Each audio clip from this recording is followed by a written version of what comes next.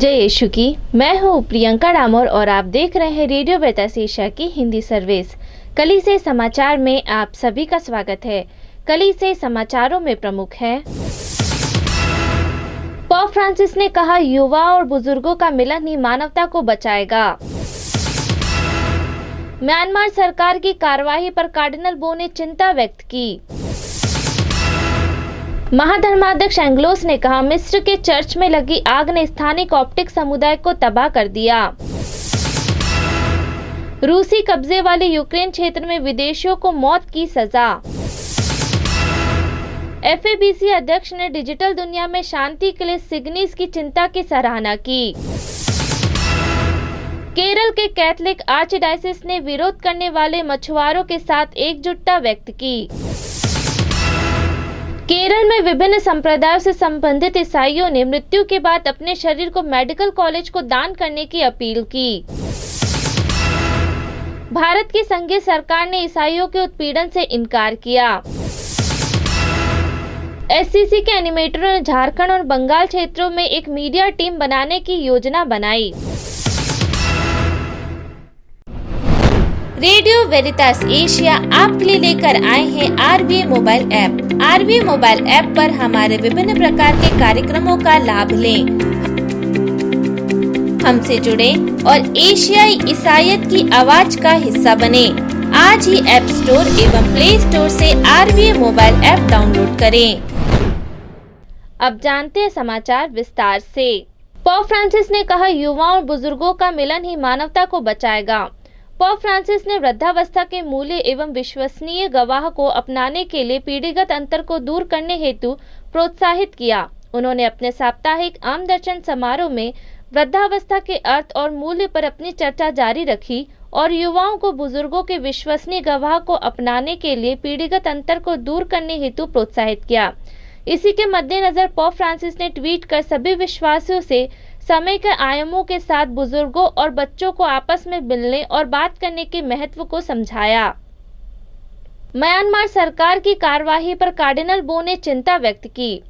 News outlets की report के अनुसार म्यांमार की सैन्य सरकार ने सोमवार को आंग सान सूकी को और 6 साल की जेल की सजा सुनाई। रॉयटर के अनुसार सूची को एक बंद दरवाजे सैन्य नियंत्रण अदालत में भ्रष्टाचार के आरोप में दोषी ठहराए जाने के बाद सजा सुनाई गई थी। उससे पहले ही कई आरोपों में पिछले मुकदमे में 11 साल की सजा सुनाई जा चुकी है। सूची ने लोकतांत्रिक रूप से चुनी गई सरकार का नेतृत्व किया था और म्यांमार की सैन्य सरकार ने पिछले साल फरवरी में सत्ता पर कब्जा कर उसे हटा दिया था और आपातकाल की स्थिति लागू कर दी थी। तख्ता पलट के बाद से आंग सान सूकी को नजरबंद और फिर से जेल में रखा गया है। जैसे ही स्थिति बिगड़ी, संयुक्त राष्ट्र के एक विशेष दूत को म्यांमार का दौरा करने के लिए निर्धारित किया।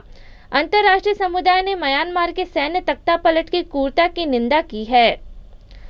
महाधर्माध्यक्ष एंग्लोस ने कहा, मिस्र के चर्च में लगी आग ने स्थानीय कॉप्टिक समुदाय को तबाह कर दिया।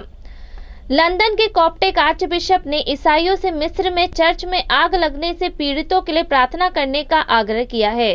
14 अगस्त की सुबह गीजा के कॉप्टिक अबू सेफीनी चर्च में आग लगने से कम 41 लोगों की मौत हो गई थी।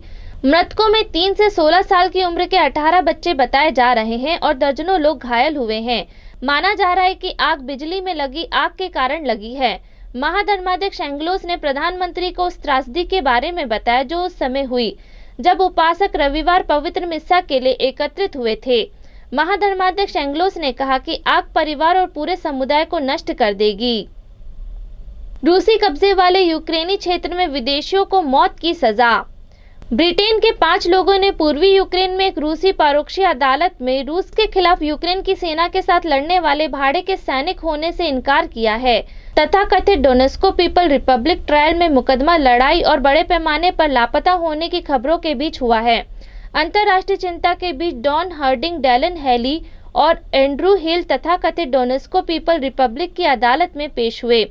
रूसी सूत्रों ने बताया कि हर्डिंग, जिसने यूक्रेन बल के साथ लड़ाई में भाग लिया, और एक स्वीडन निवासी और क्रोशियाई को मौत की सजा का सामना करना पड़ सकता है। हाल ही में इसी अदालत ने ब्रिटिश और एक मोरक्को नागरिकों को मौत की सजा सुनाई थी, जिन्हें फांसी अभी तक नहीं दी गई है। रूस में अमेरिकी कैदियों के लिए कुछ उम्मीदें थीं। FABC अध्यक्ष ने डिजिटल दुनिया में शांति के लिए सिग्नी की चिंता की सराहना की। Federation of Asian bishop conference के प्रमुख ने डिजिटल दुनिया में शांति के लिए अपनी चिंता के लिए सिग्निस की प्रशंसा की। FABC के अध्यक्ष कार्डिनल चार्ल्स बो ने संघर्ष को बढ़ावा देने या शांति को बढ़ावा देने में मीडिया की भूमिका के बारे में जागरूकता बढ़ाने के लिए सिग्निस की प्रशंसा की।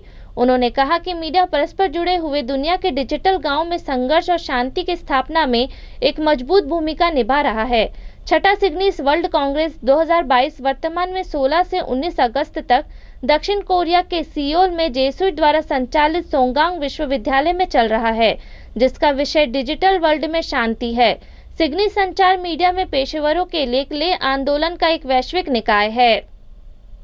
केरल में कैथोलिक आर्चडायसिस ने विरोध करने वाले मछुआरों के साथ एकजुटता व्यक्त की।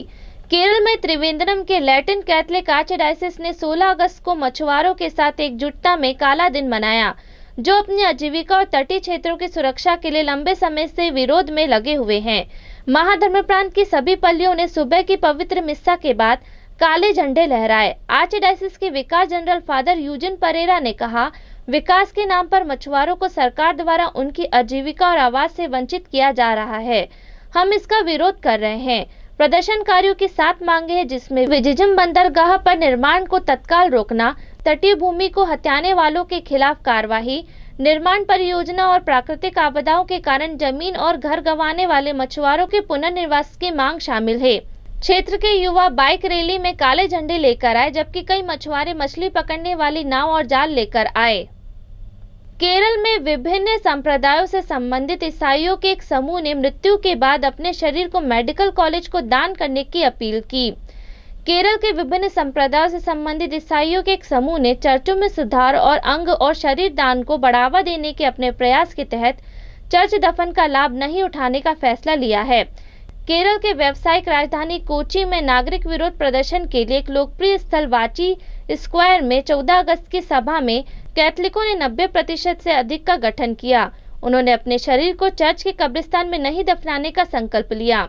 उनकी सार्वजनिक प्रतिज्ञा ने उनके परिवार के सदस्यों से उनकी मृत्यु के बाद अपने शरीर को मेडिकल कॉलेज को दान करने की अपील की, ताकि उनके शरीर को मेडिकल छात्रों द्वारा पढ़ाई के लिए इस्तेमाल किया जा सके।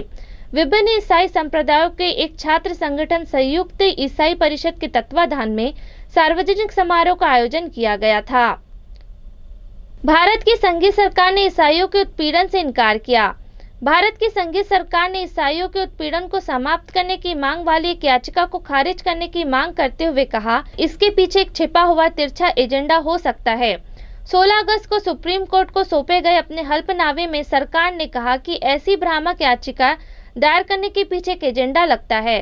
सरकार ने आरोप लगाया कि इस तरह की योजनाएं पूरे देश में अशांति पैदा करने और शायद देश के आंतरिक मामलों में हस्तक्षेप करने के लिए देश के बाहर से सहायता प्राप्त करने के लिए थी।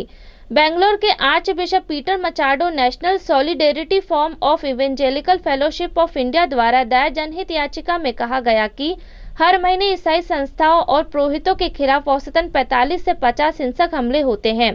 याचिका में कहा गया है कि मई में रिकॉर्ड 57 हमले दर्ज किए गए और शीर्ष अदालत से तत्काल हस्तक्षेप की मांग की गई है। SCC के एनिमेटरों ने झारखंड और बंगाल क्षेत्रों में एक मीडिया टीम बनाने की योजना बनाई। लघु ईसाई समुदाय के एनिमेटरों के एक समूह ने 17 अगस्त को झारखंड और बंगाल के क्षेत्रों में मीडिया टीम बनाने का फैसला किया। बिहार की राजधानी पटना में जेसुइट रिट्रीट सेंटर आत्मदर्शन में मीडिया संचार पर आयोजन 8 दिवसीय कार्यशाला के पहले दिन यह निर्णय लिया गया।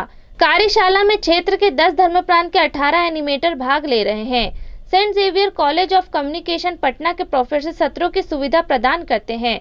SSC की media trainer Holi cross sister Christine ने 17 से 24 अगस्त को कार्यशाला का आयोजन किया। सत्र का उद्घाटन आत्मदर्शन के निदेशक जेसुइट फादर एल्विन वास द्वारा सराहना और स्वागत के शब्दों के साथ किया गया।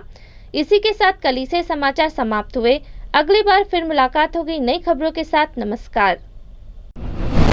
रेडियो वेरितास एशिया आपके लिए लेकर आए हैं RVA mobile app. RVA mobile app पर हमारे विभिन्न प्रकार के कार्यक्रमों का लाभ लें, हमसे जुड़े और एशियाई ईसाईयत की आवाज का हिस्सा बने। आज ही ऐप स्टोर एवं प्ले स्टोर से RVA मोबाइल ऐप डाउनलोड करें।